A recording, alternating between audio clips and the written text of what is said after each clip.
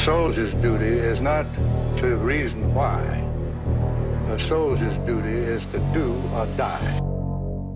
A state of war has existed between the United States and the Japanese Empire.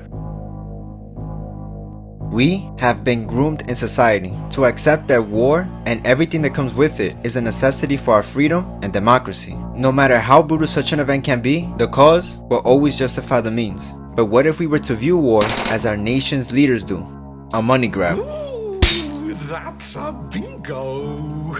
Shares of Lockheed Martin, those are slightly higher this morning after the world's largest weapons maker reported earnings yesterday. In 2017, Lockheed Martin, the largest defense contractor in the world, made $44.9 billion in arms and defense contracts. That same year, Boeing, a company some of you may be familiar with, made $26.9 billion in arms sales. During the Afghanistan war, defense stocks outperformed the stock market overall by 58%. While many of us rightfully only see destruction and devastation, others see an opportunity to make some serious cash when they hear of war.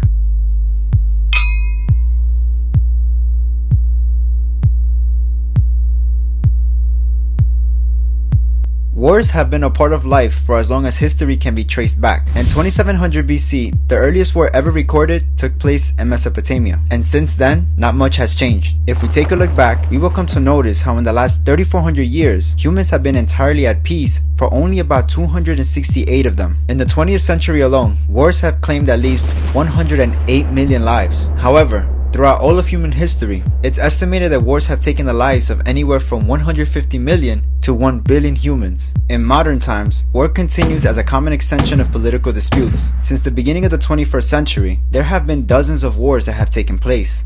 And what is key for any war to take place? Soldiers. There are currently over 20 million soldiers actively serving worldwide. These are the 10 countries with the highest number of active military, with China at the helm. But with great military forces comes a huge fucking price tag to maintain them.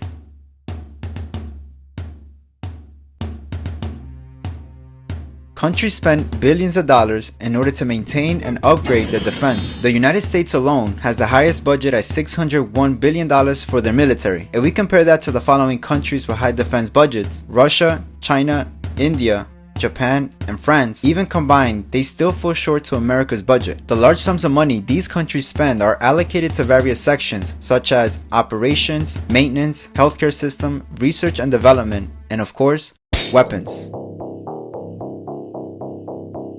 There could be no war without arming your soldiers with their own state-of-the-art artillery. From 2017 to 2018, global arms sales increased by 4.6% to a staggering $420 billion. Now, the government itself doesn't provide or produce the equipment necessary for combat, so this is where the defense contractors and companies come into play. Lockheed Martin, Raytheon Technologies, Boeing, Northrop Grumman, and General Dynamics all made billions in defense revenue. These firms, along with many others, fight to secure military contracts, which should come to no surprise, especially when you see countries spending billions of dollars on their defense. That's why every time a new conflict arises, these companies show up ready to supply anyone in need. If you had a company that sold tanks with a country that had billions to spend on them, you would try your best to lock in your profits and sell them your tanks. They don't care who they're arming, so long as they pay up. And the same goes for anything else a military could use in times of war, like food and transportation. It doesn't always have to be a large defense firm who lands all the contracts. Small companies also get a piece of the pie, which is exactly what the movie War Dogs was all about. The United States is the world's largest arms exporter. Between the years 2016 to 2020, the US accounted for 37% of all global arms sales. As for the largest arms importer, that goes to Saudi Arabia.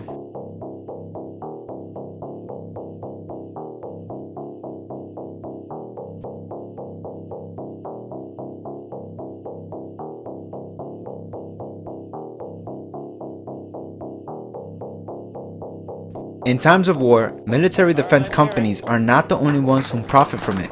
We've got exclusive new reporting tonight on how one of America's biggest investment banks is profiting on the war in Ukraine, Goldman Sachs.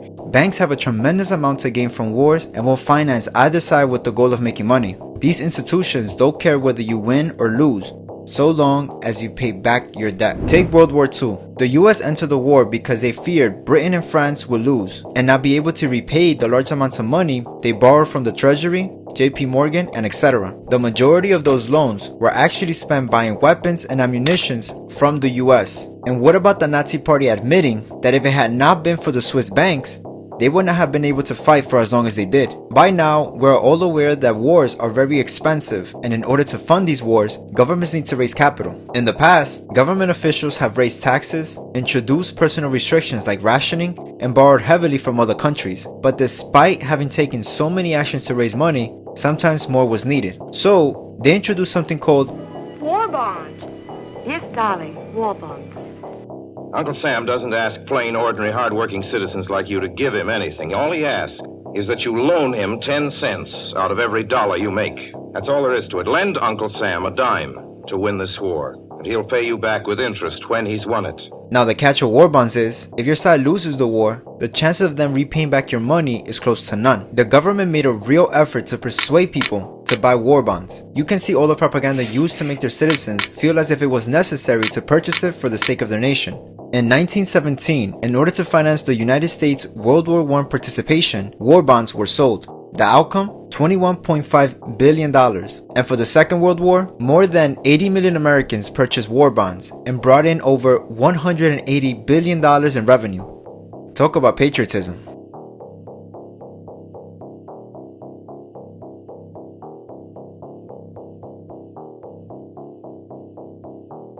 Back in 2001, if you had invested $10,000 in the S&P 500, your return today will be worth a little over $61,000, which isn't bad. But that same investment placed on one of America's top defense contractors will be worth well over $100,000. And who better to buy stocks on these companies than those with a close tie to their budget? Lawmakers on Capitol Hill were trading stocks in defense companies, just as Russia was getting ready to invade Ukraine.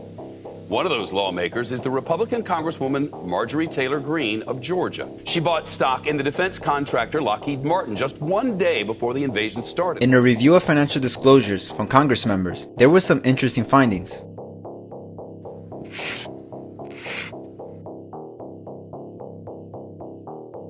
In other words, if you're a Congress member, you clearly have a vetted interest in knowing where the defense spending will go in order to buy into these company shares before they go up. Sort of like insider trading.